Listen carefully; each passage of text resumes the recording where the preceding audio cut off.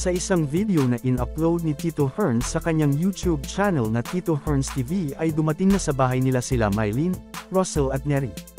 Ayon kay Tito Herns na hindi nila nosando ni Ma'am Nida ang tatlo kasi pumunta sila ng Batangas.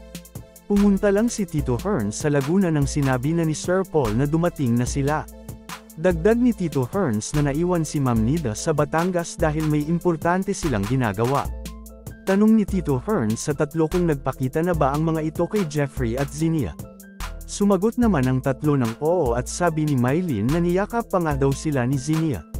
Kinamusta ni Tito Herns ang bakasyon ng tatlo. Sumagot naman ang tatlo na okay lang. Habang kumakain ng siniguelas, tinanong ni Russell kay Tito Herns kung nakakain din ba pati buto nito. Sumagot naman si Tito Herns na hindi, buto lang ang hindi nakakain. Tanong ni Tito Herns kay Russell kung wala bang siniguelas sa kanila. Sumagot naman si Russell na wala. Pinaintindi ulit ni Tito Herns sa kanila kung bakit wala si Ma'am Nida. Nasa Batangas si Ma'am Nida nag-aayos sa bahay ni Sir Paul kaya hindi nila nosando ang mga ito sa airport. Biniro naman ni Tito Herns ang tatlo na nasa likod nila si Nanita, kasama nila. Nagtawanan lang ang tatlo at sabi ni Mylene sa malungkot na boses na wala na talaga si Nanita. Tinanong naman ni Tito Herns si Russell kung ano ang mapapayo nito kay Nanita. Payo ni Russell kay Nanita na kahit nandun na ito sa kanila ay mag-aral pa rin ng mabuti, huwag pasaway kay Nanay Lorna at pahalagahan nito ang chance na ibinigay ni Sir Paul. Sunod namang tinanong ni Tito Herns si Mylene ngunit hindi pa nga ito nakapagsalita ay naiyak na.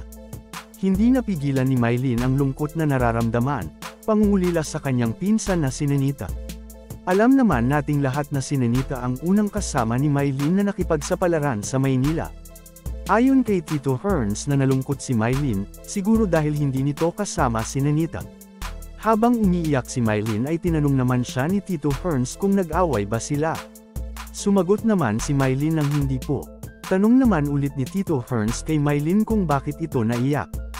Sumagot naman si Mylene na naalala niya lang yung dating una nilang bakasyon, kasama silang umuwi ni Nanita at kasama rin silang bumalik. Mas nasanay siya na laging kasama si Nanita. Sumang-ayon naman si Tito Herns sa sinabi ni Mylene at hindi talaga maiwasan yun ayon kay Tito Herns, gusto talaga ni Nanita doon at wala silang magagawa. Patuloy ni Mylene na kagabi pa niya inisip na pagdating nila sa Laguna ay hindi na niya kasama si Nanita. Ayon kay Tito Herns na naiyak na rin siya habang nakikita si Mylene na umiiyak dahil hindi na nila kasama si Nanita. Mensahe naman ni Tito Herns kay Nanita na ipagpatuloy lang nito ang pag-aaral ng mabuti. Ayon kay Mylene na masaya naman siya kahapon pagdating nila, tapos mga ilang minuto lang ay nalungkot na siya dahil naalala niya si Nanita. Akala ni Mylene na madidagdagan silang scholar sa Laguna, si Russell tapos ngayon wala na si Nanita.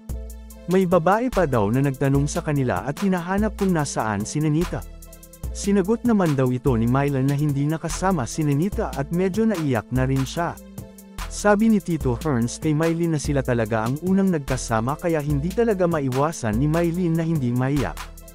Mensahe ni Mylene kay Nanita na mamimiss niya ito, mag-ingat, sundin ito kung ano ang sinasabi ni Nanay Lorna dahil para din ito sa kanyang kinabukasan. Ayon kay Tito Herns na nakakalungkot talaga dahil syempre kulang na ang Marias, dumating na si Jeffrey pero nawalan naman ang isa. Sabi ni Russell na hindi naman kasi Marias si Jeffrey. Tanong ni Tito Herns sa kanya kung ano pala si Jeffrey. Sumagot naman si Russell ng Mario at napatawa na lang si Tito Herns pati si Ate Neri sa sagot ni Russell. Si Ate Neri naman ang sunod na tinanong ni Tito Herns kung ano ang mapapayo nito kay Nanita. Payo ni Neri kay Nanita na ipagpatuloy lang nito ang mabuting pag-aaral, magpakabait, sundin ang utos ng magulang kasi yun ang mas makakabuti para sa kanya. Kung nagustuhan mo ang video na ito ay feel free sa pag-subscribe at hit the notification bell dahil kung papalarin man nakikita ang channel na ito ay pipili ako ng TV Scholars na mabibigyan.